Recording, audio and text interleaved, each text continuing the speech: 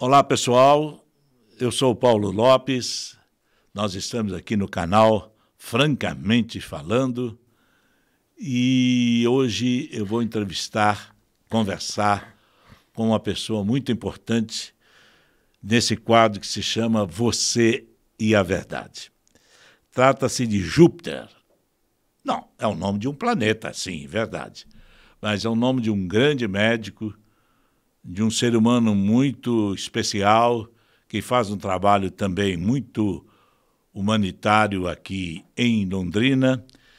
E por isso o Júpiter Vilós Silveira, que é o nome completo deste homem médico que vai nos dar essa entrevista a partir de agora.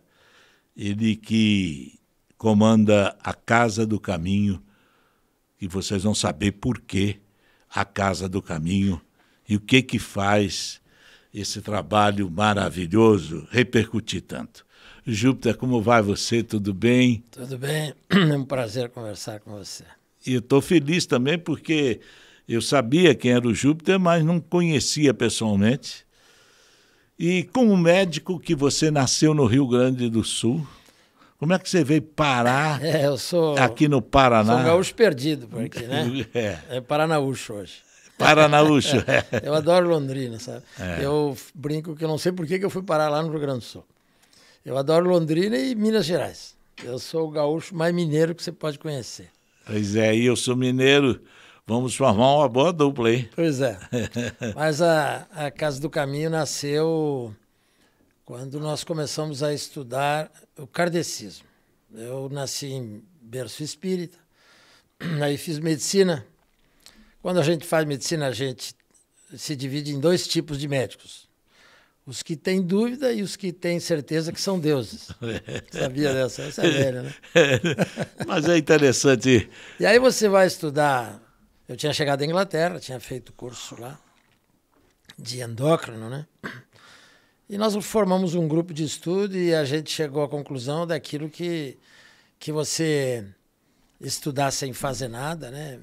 Fé sem obras não existe. E a gente, naquela época, ficou sabendo que nas ruas de Londrina tinham meninos e meninas, principalmente meninos, usando cola de sapateiro e dormindo nas ruas de Londrina. O Pedro João, um amigo nosso, falou isso para mim. Nós tínhamos um trabalhinho dentro da favela Marísia, que na época se chamava Pinga Sangue, depois Favela da Minhoca. Então, dali nós fomos ver as crianças de Londrina e alugamos uma chácara e começamos a levar os meninos para lá no fim da tarde, com a proposta de dormirem numa cama, terem um jantar, ouvir uma música, assistir televisão, no outro dia tomar café e estavam liberados. Aí isso durou 60 dias, eles fizeram uma rebelião, não queriam ir embora. Não queria ir embora. Eu lembro perfeitamente de um deles, o líder deles, falou assim, o senhor é cristão? Eu falei, claro, que nós fazemos uma prece, conversamos com vocês. E o senhor gosta de nós? Claro. Então o senhor nos dá janta, a gente dorme, toma café da manhã, o senhor nos bota para a rua? Nós queremos morar aqui. Eu falei, então, demorou, fiquem aqui. E aí nasceu a Casa do Caminho. E depois de um ano eu fui pedir ajuda para o prefeito Wilson Moreira, e ele me passou por um prédio onde nós estamos hoje, que na época se chamava CEDIT, que era um centro de triagem do Estado, na realidade era uma cadeia de crianças. Uhum. E o governador Álvaro Dias fechou aquilo lá. E imediatamente ele passou e nós passamos para lá e de 20, 30 crianças, nós pulamos para 200 crianças. Hoje tem mais de 200 crianças. Hoje nós temos 190. Hoje é uma escola. Hoje é uma escola e a gente optou pelo segmento da criança. O Júpiter vai até que idade? Então, nós optamos pela criança. Então, nós temos berçário e prezinho e prezão. Começou com jovem? Começamos com todos, com adolescentes. Eram adolescentes. Né? Todos, que são mais problemáticos mesmo. Todos vinham da cola de sapateiro. Que na época era o crack. Cachaça. Era quase o crack. Né, não tinha chegado em Londrina ainda. Sim. o crack, a Sim. maconha. Chegou a maconha e imediatamente chegou a cocaína. Depois chegou o crack. Hoje eu tenho uma clínica para dependentes químicos.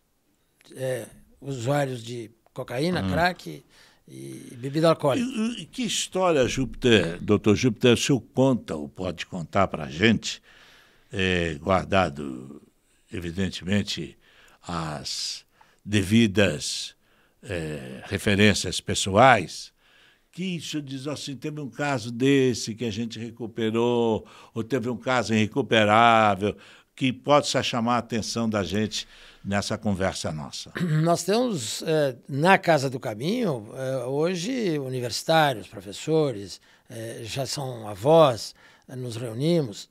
Temos muitos que foram mortos pela polícia, temos muitos que estão na cadeia, mas a maioria se recuperou, daqueles que passaram por nós na Casa do Caminho. Passou mais de 1.000 adolescentes por lá. Mais meninos que meninas? A maioria meninos, mas nós tínhamos a ala feminina também, de meninas que hoje são assim, a gente considera filhas nossas, né? Algumas trabalham na casa, outras já trabalharam comigo, foram minhas secretárias, foram colocadas em vários postos da cidade. A comunidade londrinense é muito solidária, né? Nós tivemos projetos, todos a gente priorizava a educação, tirar da droga e educar. Na sua opinião, o que leva o jovem a buscar droga? O homem nasceu dependente de alguma coisa? O homem... Há uma tese de que o ser humano deveria nascer com 12 meses e não com 9. Porque ainda não pode respirar direito, ainda não tem tudo formado, devia demorar mais um pouco. Daí vem a dependência da chupeta, do travesseiro, ou isso é criado depois?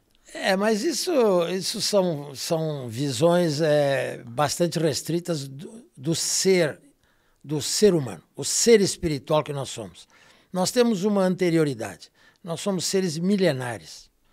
Da caverna que nós saímos, à angelitude, a gente deu os primeiros passos, né? A humanidade, nós somos a infância das humanidades. Nós temos que ter essa visão de que somos seres imortais. Então nós temos uma bagagem. Então eu estou usando droga hoje porque eu usei ópio há 1000 anos atrás. Eu bebo hoje porque eu venho bebendo nessa cultura do álcool há séculos. Né? Esse é um lado espírita de interpretar? Não, isso é o lado reencarnacionista, milenar. Em outras culturas orientais, tem outras palavras para descrever isso aí. Mas né? a mesma coisa. Mas é a mesma coisa. Nós somos seres milenares e nós temos conteúdos ruins, doentes, de vícios que se manifestam na adolescência. Na adolescência existe o despertar do espírito, né? Além de uma explosão de hormônios, que é da área da endocrinologia, na área do kardecismo é o despertar do espírito e desperta então as suas potencialidades e desperta também as suas dificuldades, suas carências, seus traumas, os seus medos. O que cura um jovem? O que pode tirar um jovem só não, uma pessoa? O conhecimento. O conhecimento. Sem o conhecimento não cura. Então, o amor. Tanto também. na Casa do Caminho, tanto o conhecimento passado com amor exigente. Sim. Porque o amor que não tem exigência, quando não tem justiça, ele é um amor bobão. É o amor daquele que passa a mão e acha que isso é amor. Isso não é amor, isso é complacência exagerada, né? Então, tanto na Casa do Caminho, naquela época, hoje só crianças, mas quanto na clínica Gran Vitória, nós trabalhamos e passamos para eles a visão, sem sermos doutrinários, eu não quero mudar a cabeça de ninguém, mas nós passamos informações do ser espiritual que ele é, do Filho de Deus que ele é, e da potencialidade que está dentro dele, mas também das carências que ele traz, das dificuldades que ele vem para vencê-las. Ele viaja para a Terra, passa pelo útero materno e tem um programa. A gente vem aqui cumprir um programa, que nós chamamos de programação reencarnatória. Esse programa é dividido, teoricamente, em 4 grandes avenidas. A biológica, a social, a psicológica e a espiritual. Aqueles que estão internados e entendem esse programa, têm uma aderência a esse conhecimento, são os que vencem a droga. Aqueles que, por falta de cultura, por falta de interesse, por outras questões que bloqueiam a inteligência deles, não têm aderência a esse... Então, a informação, eles não transformam em conhecimento. Então, todo mundo recebe informação. Você transforma informação em conhecimento se você alavancar vontade, se você colocar nisso interesse. Como dizem os jovens, tesão. Senão, a informação entra por aqui e sai por aqui. O ser humano, ele precisa de limites, né? Ah, com certeza. Com certeza. E nós estamos aí em frente a uma cultura que desapareceram os limites. Exatamente. Por quê? Porque se você vai querer colocar certos limites, chamam você de fascista, não sei o quê, não sei o quê. Homofóbico. Eu tenho uma resposta muito boa, né? Pisão de galinha não mata pinto. Né? Fala-se muito isso em Minas. Ah, é lógico. Pé de galinha não mata pinto. Não mata pinto. O tapa da tigresa não mata o tigrinho. Né? Eu e você, na nossa idade, nós fomos criados no sim, sim, não, não. O que pode, pode, o que não pode, não pode. E a gente não ficava questionando, mimimi. A gente obedecia e começava a trabalhar cedo, começava a ir fazer as coisas. Que é a laborterapia. É lógico, a responsabilidade. Então, o que diferencia uma criança, um adolescente, né, de um adulto jovem é a responsabilidade, a responsa. Né? Se você deixa tudo é permissível, essa permissividade que existe hoje na cultura aí, esses jovens não vão ter responsabilidade nunca, porque eles empurram tudo com a barriga. Eu costumo dizer que na nossa época, não por saudosismo, mas até por saber criar talvez melhor, ou por necessidades outras, o caminho era vencer ou vencer. Você tem que ir Hoje atrás. você, ao dar ao jovem 10 caminhos, 8 caminhos, você deixa ele perdido. Então, mas o senhor pensa também assim? Mas esse ser espiritual, né? Esse jovem... gosto quando o senhor se refere ao ser espiritual. É um ser espiritual. E tanto faz complexo. homem, mulher, outro jovem ou não. Quando ele não acha... Quando a sua programação não flui, ele entra em frustração. E ele vai buscar um medicamento, uma anestesia, uma fuga, que se chama bebida, que se chama um tapa na macaca. Então, nós somos um país cercado pelos cocaleiros. A nossa fronteira com a América Espanhola são os produtores de cocaína que passam por aqui.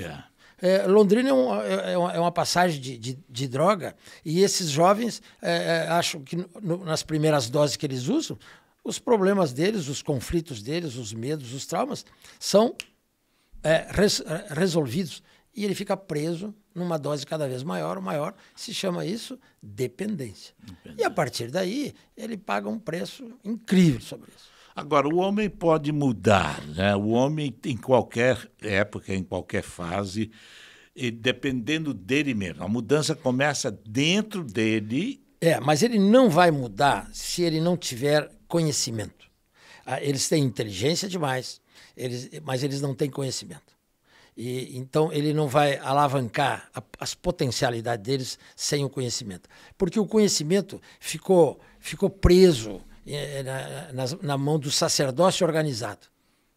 Os sacerdotes querem que você encha os templos deles. Né? E o conhecimento nos foi passado em gotículas. E para isso a gente tinha que pagar.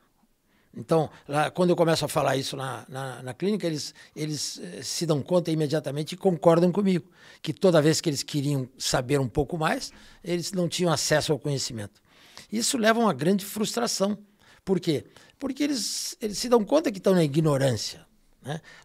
Não esqueça que nós estamos no terceiro mundo. Né? Nós estamos no terceiro mundo.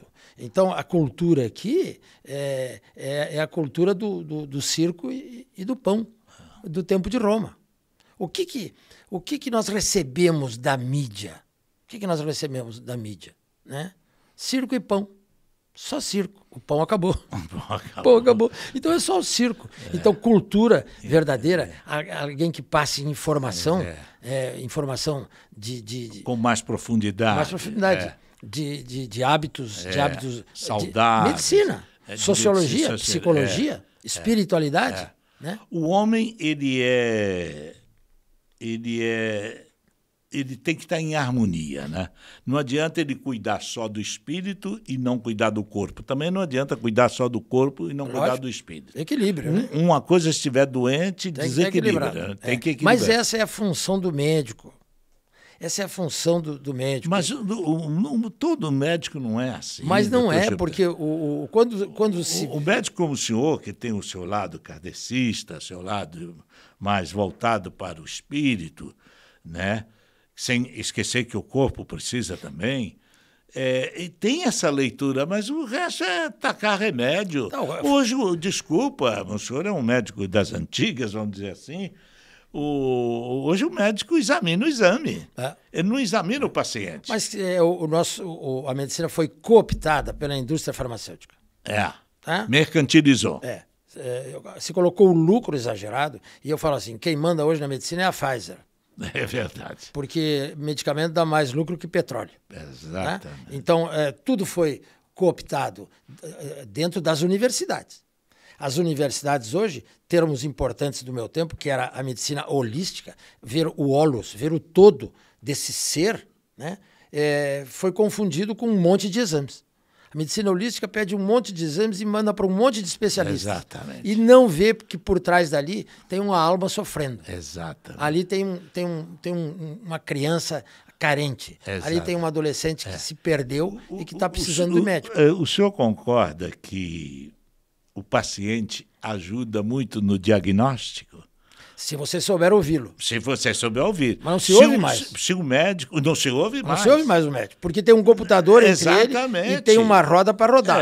Tem que tocar a roda dos laboratórios. O médico, ao sentar com você e perguntar como é que é a sua vida, que hora que você levanta, com quem que você mora, você está feliz no casamento, não sei o quê, ele vai saber que você está com alguma doença. Você não me perguntou, mas eu vou dizer que, baseado nisso, há 20 anos atrás eu fui fazer homeopatia. Da endocrinologia, eu migrei para a homeopatia. A homeopatia é a medicina da alma. E as doenças nossas nascem na alma. Então, o homeopata aprende a ouvir. Eu não sabia ouvir. O cara sentava na minha frente, ei, seu fulano, como é que tá? Seu diabetes, como é que tá? O senhor tem diabetes? E aí eu começava a falar. Eu falava. Hoje é o contrário. Eu falo para ele assim, quem é você? Quem é você? O ser espiritual feminino sabe falar. A mulher sabe falar. O homem não sabe. Ele olha para a gente e fala assim, eu sou normal. Não, o senhor não é normal. O senhor é o João ou o Pedro. Me diga como é que foi a sua infância, a sua adolescência. Que medos que você tem. Que sonhos que você tem. O cara fica me olhando assim. Porque ele abandonou isso há muito tempo. Porque ele viajou atrás do alimento deteriorado. O alimento deteriorado que nós temos hoje, né, nós somos da geração futebol, né? O meu ídolo era o Pelé, né? Mas hoje é um exagero, né? Hoje do time A se prepara para bater na torcida do time B. Não vou dar nomes aqui porque dá problema, né? Mas quando eu falo que em Porto Alegre a gente ia para ver e aplaudir o Pelé ou o Ademir da Guia, eles acham que eu estou mentindo. E era verdade. A gente aplaudia eu mesmo. Também, daí em Minas, cansei de ir ao Mineirão e aplaudir o Tostão. Nossa Senhora. E aplaudir o Pelé. Hoje não. Hoje, se você fizer isso, você apanha ali na hora. Tanto é que eram chamados de craques da bola. Exatamente. Mas é um craque. Agora, doutor Júpiter, voltando ao ser humano, e voltando aqui a uma coisa que perturba o ser humano, de onde eu vim para onde eu vou. Isso é terrível, porque o boi não sabe que vai morrer, dizem que o carneiro sabe, né? A ovelha sabe, mas os animais, de uma maneira geral, não sabem que vão morrer. O homem sabe que ele é mortal, e por saber, por ter consciência disso, ele é perturbado. Mas aí que está. Por isso que eu te digo que eu fui para Minas. porque nós em Minas o Brasil teve a sorte de receber um cara chamado Francisco Cândido Xavier. Chico Xavier. Que trouxe do mundo espiritual, né? Eu falo assim, tirou do atacado e botou no varejo. E nos contou como é que é do lado de lá, dando continuidade a Kardec.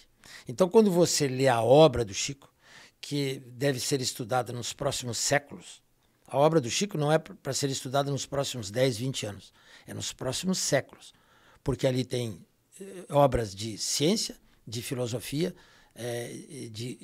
a capacidade de nos religarmos. Não é de religiões, é a capacidade de religar, de você se comunicar com a fonte da vida, da onde você veio. Aí você responde as questões. Quando você sabe que você vem desenvolver um programa, da onde que eu venho, o que eu estou fazendo aqui, qual é o meu programa e para onde que eu vou. Então, por isso que eu sou um gaúcho mineiro. Porque eu tive a honra e a oportunidade de 2 ou 3 vezes apertar a mão do Chico. O brilho dele, a vibração daquele ser era tão grande que eu tinha amigos de lá que disseram que eu podia fazer algumas perguntas para ele. E diante dele, eu não tinha nenhuma pergunta. A vibração de carinho, de amor e de equilíbrio dele responderam todos os meus questionamentos. Eu somente apertei a mão dele, beijei a mão dele, e ele virou a minha e retribuiu com um beijo na mão. Que era assim que os cristãos nas catacumbas se confraternizavam. Beijava a mão e virava e beijava do outro lado. Ele fazia isso. Então, se você estudar a obra dele, você responde com muitos desses questionamentos. Esses questionamentos que são os questionamentos que todo homem tem que ter. O que eu estou fazendo aqui? Agora, o Dr. Júpiter, dentro desse papo de profundidade do nosso assunto aqui, do nosso encontro, eu fico a perguntar ao senhor, como mineiro que sou, por que Minas, terra montanhês, por que Minas tem tantas manifestações de espiritismo, de kadecismo, vamos dizer... Porque Minas é o coração do Brasil. Agora, essa pergunta tem que ser feita para o Chico. Ele respondeu essa pergunta. Ele falou que era a característica do povo mineiro, né? A bondade, era um dos fatores. O outro fator é que ali, tanto a escravidão quanto a Inquisição foram muito fortes. Então, Minas tinha um resgate a fazer. E as condições daquele povo mais simples, mais humilde, mais sincero, né? Não poderia ter sido em outro lugar. Não poderia ter sido digamos, não quero ofender os cariocas, mas não poderia ser no Rio de Janeiro, que leva tudo para o samba e por aí. Não poderia ter sido em São Paulo, que é a máquina produtora. Né? Não poderia ter sido no Rio Grande, que está brigando ainda com os argentinos. Entendi. Tinha que ser ali, um povo pacifista. Então, Minas... No meio das montanhas. Minas é o coração do Brasil. Dali se espalhou e Francisco Cândido Xavier reencarnou ali para dar continuidade à sua obra. O senhor diria aqui que Chico Xavier foi o maior espírita que o Brasil já conheceu? Com certeza. Junto com o Eurípides Barçanufo, que é desconhecido. O Eurípides nasce em Sacramento. Professor, fundou o primeiro colégio, o Colégio Allan Kardec. Só a família espírita brasileira conhece Eurípides. Ele foi ele trouxe uma proposta pedagógica que está nos servindo hoje e vai nos servir para os próximos 50, 100 anos. De tão importante que é a proposta de analisarmos os sentimentos das pessoas. Né? Avaliarmos uma pessoa pelos seus sentimentos, por aquilo que o move. Porque eu posso estar aqui falando com você movido por um sentimento que você não descobre. Eu posso estar sendo movido aqui por vaidades. Ou movido aqui para atingir alguém. Qual é o sentimento que me move? Qual é o sentimento que me move no meu consultório? Qual é o sentimento que me move na clínica para dependentes químicos? Ou na Casa do Caminho? Né? Quando você viaja para esses sentimentos, você começa a se conhecer e descobrir o que eu venho fazer aqui. Doutor Júpiter, a gente está chegando ao final da nossa conversa tão boa, tão instrutiva, tão necessária nesse momento que o país vive, que a humanidade vive, de um modo geral. Quando nada é profundo, tudo é raso. Sem dúvida. Né? Não se mergulha profundamente em nada, só no raso.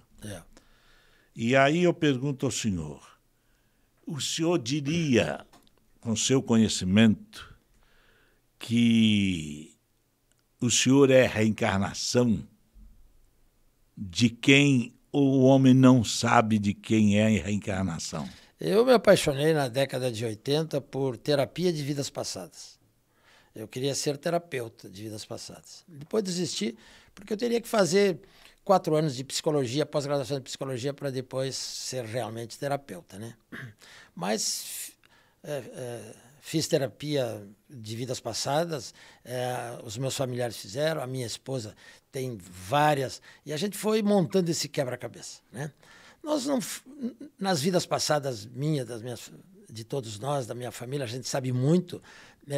A gente nunca foi nada importante, nós não fomos príncipe, herreiro, a gente foi gente simples, pessoas simples, com qualidades e defeitos, que nem nós somos hoje. Continuamos assim. Não é nenhum rei, nenhum... Não. Porque normalmente... Não foi Napoleão Bonaparte. Exato, né? Isso não foi aí. Nada disso. Quando tivemos um caso muito conhecido no Brasil inteiro, que foi o Dr. Fritz. Ele teria reencarnado em médicos mineiros, e Dr. Edson, pernambucano, e que tiveram mortes violentas, terríveis. Né? Arigó. Né? Pergunto eu ao senhor, o senhor acredita que o Dr. Fritz, um alemão da Segunda Guerra, falando com dificuldade, ia escolher o Brasil, não ia querer ficar na Alemanha? Por que vir para o Brasil? Porque o Brasil é o país dos médiuns. Essa é a missão do Brasil, né? Nós chamamos o Brasil coração do mundo, pátria do Evangelho. E para cá vieram espíritos com missões muito importantes. E o médium de cura, ele vai à falência infelizmente, porque a vaidade toma conta dele, né? Então, eu não vou aqui julgar nenhum deles. Sim. O único que a gente conhece que manteve-se íntegro, né? Cristão, ético, amoroso, foi Francisco Cândido Xavier, né? Os outros tiveram grandes dificuldades. O Xavier não recebeu o espírito de Fritz, de cura, nem nada. Não. O que ele recebeu foi uma energia, uma luz muito grande do Emmanuel. Emmanuel e André Luiz. E vários outros autores. Ele recebeu todos os... E ele psicografava. Psicografava. Quando eu digo Dr. Fritz, porque como é que você explica aquelas cirurgias... Então...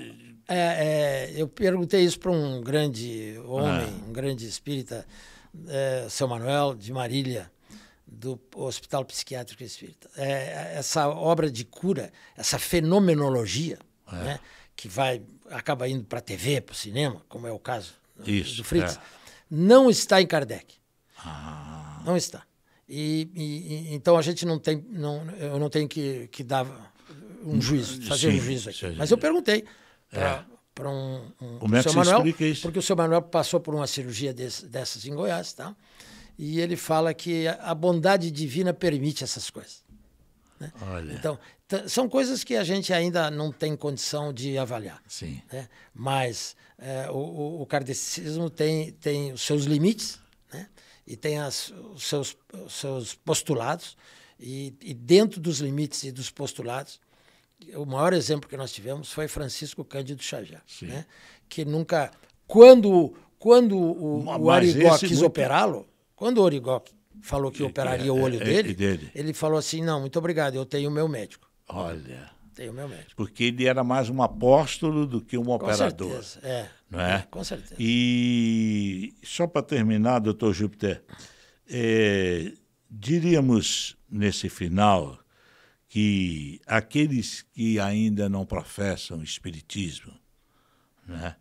Ou melhor dizendo, a maioria do povo brasileiro é católica. Sim. A grande maioria é cristã. Sim. Os católicos e outras igrejas, não vamos falar de igreja, de crenças através do cristianismo.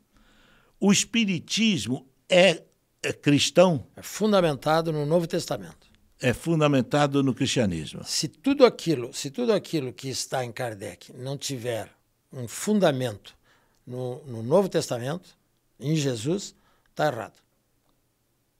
Está errado. Por que recebe uma campanha sistemática e violenta contra? Por um fato, por uma simples coisa. Quando você estuda Kardec recomenda que a gente elimine a pirâmide do sacerdócio organizado, que eu não preciso de intermediários entre eu e Deus. E isso causou a ira dos sacerdotes de todas as outras correntes. Mas eu não preciso né? Eu falo que nós temos a divina intercessora nossa junto a Jesus é Maria. Isso aprendemos com Francisco Cândido Xavier. Ele falava assim, pede a Maria que o filho atende. Ela é a divina intercessora de nós com Jesus. E ele é o divino intercessor de nós com Deus. Com o nosso Criador. Com o nosso Criador, com a fonte da vida. Né? Essa coisa que a gente ainda não sabe definir, que é uma coisa ainda muito maior para a nossa cabecinha, que é muito pequenininha ainda. Então o senhor diria com toda a convicção, no alto dos seus 77 anos, da sua experiência, da sua vivência, do seu aprendizado, que Deus existe. Com certeza. Deus é a fonte da vida, né? É o Criador, né? É o princípio de todas as coisas e a fonte da vida. Então, eu tenho dentro de mim vida. Então, Deus está dentro de mim. Mas muitos usam o nome de Deus em vão. Só um dado, quando estudamos a paz, né, nós descobrimos que 80% foi um baiano que fez esse levantamento. O planeta Terra teve até hoje 15 mil guerras. Guerras. Não é chacina, revolução, não sei o quê. 15 mil guerras, desde a sua pré-história. 15 mil guerras. 80% delas feitas em nome de Deus. Bom, Dr. Júpiter conversou conosco. Nós tivemos esse prazer de ter esse ensinamento, não, porque ele não veio ensinar nada, gente. Ele veio conversar e, através da conversa, elucidar, abrir cabeças, abrir mentes, para que a gente possa passar por essa vida se conhecendo melhor, buscando o interior do nosso interior. É verdade. E isso ele veio e fez conosco nesse quadro Você é Verdade. Você que está ouvindo aí, você que está nos escutando, você que está nos vendo, curta, se inscreva e compartilhe do nosso canal Francamente Falando.